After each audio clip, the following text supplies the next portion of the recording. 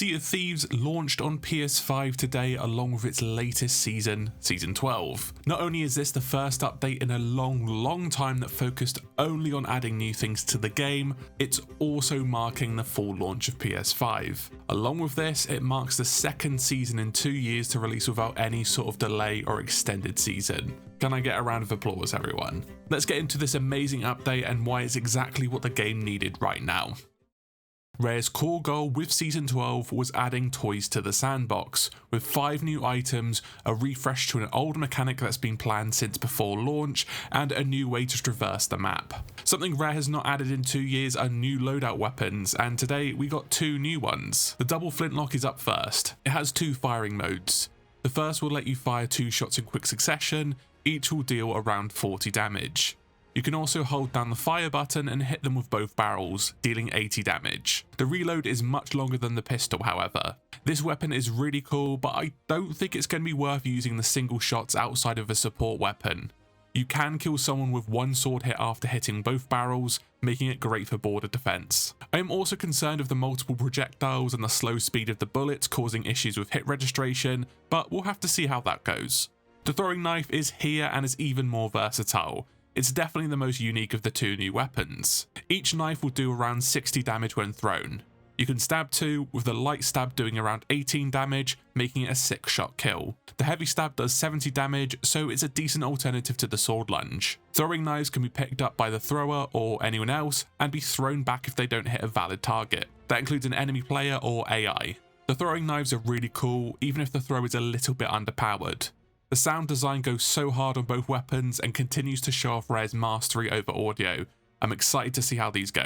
Each weapon has only 4 skins, including the Sailor variant, with the other 3 being the Admiral, Sea Dog and Royal Sovereign. You'll be waiting years for a skin for your favourite set, with the selection being quite underwhelming. But at least we have new weapons. These skins are earned by completing the War Chest commendations. You can have a look at those in the Build Rat tab.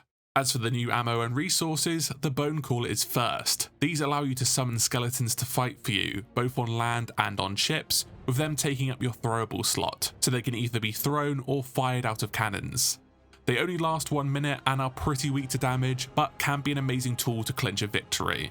It's also worth noting that these skeletons cannot locate players using the hide emote, so they cannot be used to easily find tuckers on your ship. I love the Bone Caller, but I can see these being a point of moaning in the community in the future, just like cursed cannonballs. You'll find them in skeleton forts and ships. The Scatter Shot is next. This is a new special ammo type like chain shots. These will fire out of your cannons and spread into 4 small cannonballs. They can damage anything like normal cannonballs, but will only cause tier 1 hulls and then up to tier 2 on subsequent strikes. These will be a devastating tool at close range and does actually buff the sloop, since the larger ships are easier to hit and have more potential holes. This will likely again be a point of concern for the hardcore competitive community, but we'll see how that plays out. You get a small handful of these on your ship when starting, and they can be found out in the world in random barrels, just like chain shots. The Horn of Fair Winds is possibly the craziest addition. This is a new item that can be picked up and blows air. Sounds useless? No. Its main function is used to speed up or slow down ships by blowing the sails. You can use it to move through the water very quickly, propel a rowboat, or even blow players. Moving on. These can even be used to put out fire or soften your landings from great heights. It's nice to see a new tool that's able to change ship speeds, even just to cut down sailing time or allowing for bigger ships to catch runners, or vice versa. I'm chuffed with this new addition. You can find these in shipwrecks, shrines and treasuries. Whilst not a new tool, harpoons have seen a large update. Harpoons can now be used as tight ropes, allowing for easy traversal to land or another ship. I can't see this being great for boarding since you're very vulnerable when using it, as you can't use weapons, but again, we'll have to see. If the angle is too steep, you can use them as a zip line to slide down, which is the cooler aspect of this change. I'm very intrigued to see how this improves traversal options and makes me feel less guilty about not having a sword. On a similar note, since we're talking about traversal, zip lines have been placed around the map, and I have to say, they're pretty disappointing. You can travel on them with loot, but you can only get on them at the top. This makes them pretty stagnant and they don't go far enough to change the map design. Sea of Thieves has never had an issue with traversing downwards, but more so climbing up. The zipline should have allowed players to move up and down them, grab them anywhere on the line, or even drop loot off them while you traverse them. The ziplines don't really solve any issue and are overshadowed by the new harpoon changes, since they can be used in both ways and you can move them around. I think this should be updated in future. And that really does it for new gameplay changes per se, and I think this is one of the best seasons yet already. Waking up and turning on Sea of Thieves today has felt like a dream. We finally have new things to change how we play the game, and it's been a very, very long time coming. Rare has made the incredibly smart decision to move the Chest of Fortune to the Fort of Fortune. This is an excellent move since it has synergy with all the new tools. I'm happy for it to stay here forever now, as the last 2 seasons made the Chest of Fortune a bit too easy to obtain, with the Fort of Fortune being severely devalued. You can earn more Fate of Fortune pieces with this season as well as turning in more Reaper chests. So let's go over the season pass, which will probably be the most controversial one so far. All of the free earnable items are amazing and are some of the best yet. There are no bad items here that are free to all players. The famous set is fantastic and blows season 11's set away. However, the Pirate Legend items are just straight up underwhelming and do not fit the bill for Pirate Legend items. Grey Morrow's boots are for level 100 and level 50 is the Wild Rose music box. Firstly, the Grey Morrow's boots are not fit for a level 100 item. In the past we've had a curse, amazing jackets and cutlasses, but this has been reduced to boots now. The level 50 reward is even more shocking.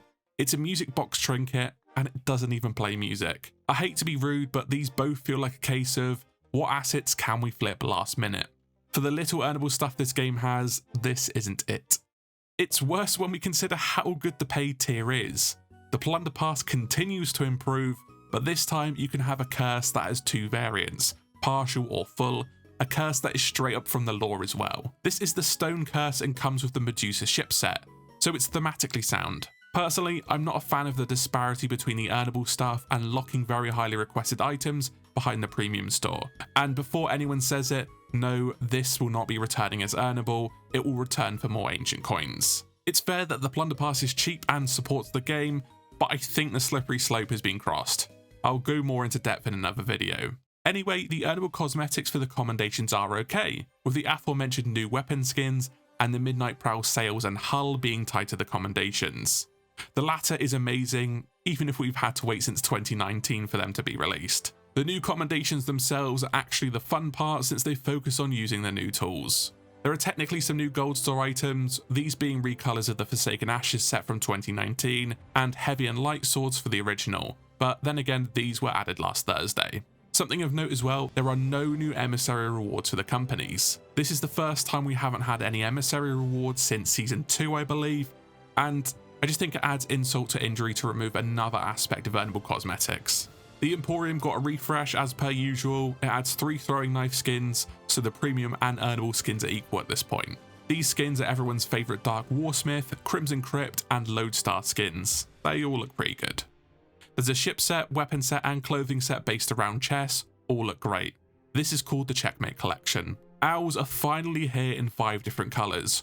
All 10 owl enjoyers will be very happy. There's new emotes too, these are the scrappy weapon emotes. If you want everything this month, it's around 10,500 ancient coins or about £90.